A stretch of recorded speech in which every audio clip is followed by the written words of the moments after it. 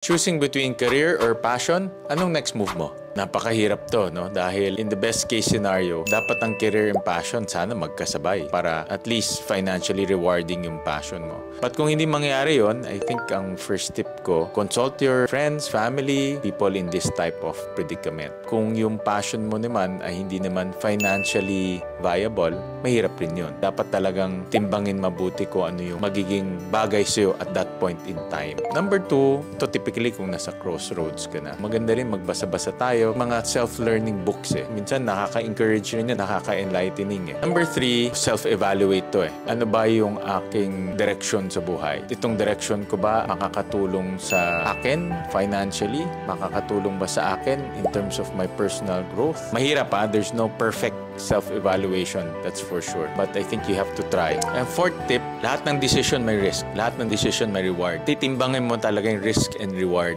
ngayon at para sa'yo in the future. It might be risky ngayon, pero rewarding in the future. Or vice versa, it can be rewarding ngayon, pero risky naman in the future. And then number 5, think long term. Hindi na ito para sa'yo lang. Lalo na kayo, Gen Z, wala pa kayong pamilya, pero magkakapamilya kayo in maybe few years. So yun, importante rin yan. Tandaan mo itong mga tips para hindi ka nalilito when